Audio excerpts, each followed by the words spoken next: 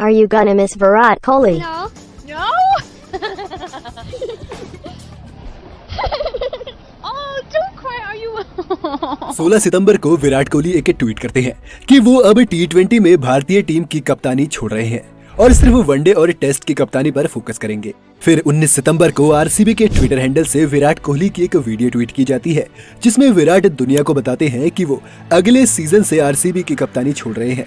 उस वक्त इस वीडियो ने सबको एक झटका सा दे दिया था, लेकिन किसी ने ये नहीं सोचा था कि अगले 5 महीने में विराट के फैंस और वर्ल्ड क्रिकेट को इतने बड़े बड़े झटके मिलेंगे। और फिर 8 दिसंबर को BCCI यानी board of control for cricket in India के ट्विटर हैंडल से एक ट्वीट किया जाता है। उसमें लिखा होता है कि all India senior selection committee ने ये डिसाइड किया है कि रोहित शर्मा को T20 और ODI दोनों का कप्तान बनाया गया है। इस एक ट्वीट ने पूरे देश को हिला दिया और क्रिकेट फैंस को 2 धड़ों में बांट दिया। जहां एक धड़ा BCCI के इस फैसले से खुश नजर आया तो वहीं दूसरा धड़ा इसे कोहली का अपमान मानने लगा। और ये सब काफी नहीं था कि अभी विराट कोहली ने अपने फैंस पर एक और बॉम्ब फोड़ दिया और उन्होंने टेस्ट की कप्तानी भी छोड़ दी। अब चाहे इस फैसले के समर्थन में हो या खिलाफत में हो, पर एक सवाल तो जायज है कि आखिर ऐसा अचानक क्यों किया जाता है? क्यों BCCI को ये ट्वीट करना पड़ता है? क्यों विराट कोहली अचानक से टेस्ट की भी कप्तानी छोड़ देते हैं, जबकि उन्होंने ये साफ साफ कहा था कि वो वनडे और टेस्ट पर फोकस करना चाहते हैं? क्या ये सब पहले से चल रहा था? और अब अगला टेस्ट कप्तान कौन आएगा जो विराट कोहली की जगह लेगा? चलिए जानते हैं आज के इस वीडियो में। क्रिकेट के गलियारों में एक खबर चल रही है कि विराट कोहली को कप्तानी से हटाने की वजह ICC ट्रॉफी है। लोग मान रहे हैं कि विराट कोहली अपनी कप्तानी में भारत को एक भी ICC टूर्नामेंट नहीं जिता पाए हैं, इसलिए उनसे ये कप्तानी छीनी गई है।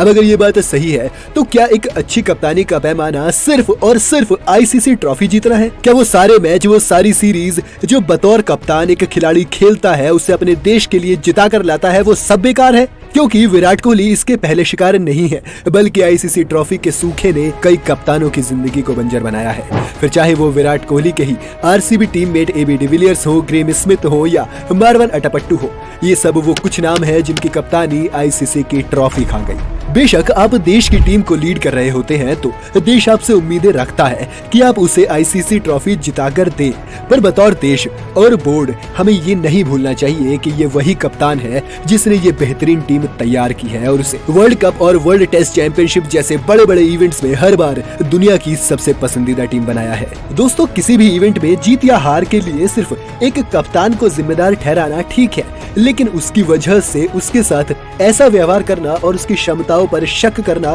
पूरी तरह से सही नहीं है। अगर हम विराट कोहली की बात करें तो MS धोनी के टीम इंडिया की कप्तानी छोड़ने के बाद विराट कोहली को 2017 में वनडे और T20 में पूरी तरह कप्तान बनाया गया था, जबकि रोहित शर्मा को उप कप्तानी सौंपी गई थी।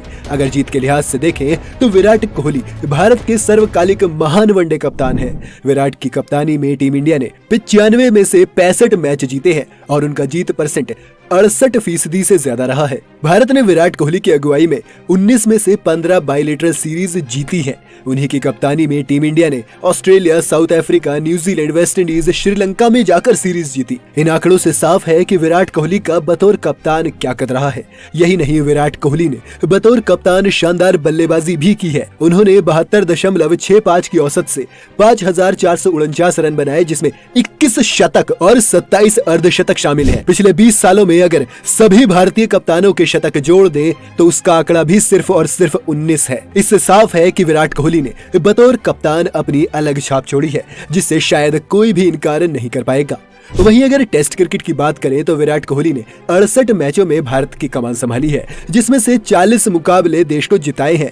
यह आंकड़ा न सिर्फ किसी भी भारतीय कप्तान से बेहतर है, बल्कि इतना विनिंग परसेंटेज एशिया में किसी भी कप्तान का नहीं है और इसी के साथ वो दुनिया के चौथे सबसे सफल कप्तान रहे हैं। विराट कोहली की ही कप्तानी में टीम इंडिया ने घर में 11 टेस्ट सीरीज खेली है, जिसमें सभी 11 की 11 सीरीज भारत ने अपने नाम की है। ये भारतीय टीम विराट कोहली की ही बनाई हुई है, जो अपने रिजर्व में रखे हुए खिलाड़ियों को भी खिलाकर फुल स्ट्रेंथ ऑस्ट्रेलिया जैसी टीम को ऑस्ट्रेलिया में हराकर सीरीज जीत लेती है। ये वही विराट कोहली है जिन्होंने आज भारतीयों को ऐसा बना दिया है कि हम दुनिया के अलग अलग देशों में जाकर उनकी आंखों में आंख डालकर उन्हें उन्हीं के घर में हराते हैं। उन्होंने कप्तान के तौर पर 113 पारियों में 54.80 के एवरेज से 5864 रन बनाए हैं।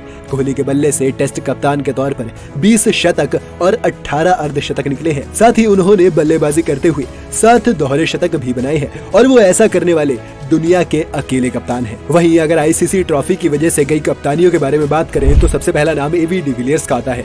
उन्होंने साउथ अफ्रीका की कप्तानी 103 वनडे मैच में की है, जिसमें से 59 साउथ अफ्रीका ने जीते हैं और 39 हारे।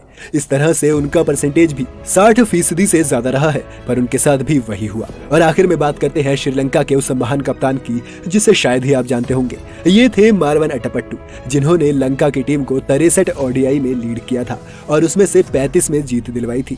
इस तरह से उनका जीत प्रतिशत 55% से ज्यादा रहा है, पर वही आईसीसी की ट्रॉफी इस कप्तान को भी खा गई। ऐसा नहीं है कि विराट कोहली को हटाना बिल्कुल गलत है, लेकिन जिस तरह से उन्हें हटाया गया है वो तरीका पूरी तरह से सही नहीं है। आप खुद ये सोचिए कि दुनिया के वनडे के महान कप्तानों में से एक रिकी पॉन्टिंग के वनडे में कप्तान के तौर पर सबसे ज्यादा शतक है और विराट कोहली उनसे सिर्फ एक ही शतक पीछे थे। अगर उन्हें थोड़ा सा मौका और दिया जाता तो दुनिया के सामने भारत के नाम क्रिकेट का एक और रिकॉर्ड हो जाता। और अगर कुछ ऊपर नीचे हो भी जाता तो बोर्ड को ये नहीं भूलना चाहिए था कि T20 की कप्तानी से खुद कोहली ने ही रिजाइन दिया था। वहीं टेस्ट में भले ही उन्होंने खुद रिजाइन किया है, पर सामने आ रही बातों से तो यही कुछ लगता है कि जो हुआ है वो सही नहीं है और कुछ तो है जो सही बीसीसीआई के अंदर भी शायद नहीं चल रहा है, क्योंकि अगर उनके दिमाग में ये पहले से होता तो इस खबर से खुद रोहित शर्मा और सुरेश रैना शॉक्ड नहीं होते।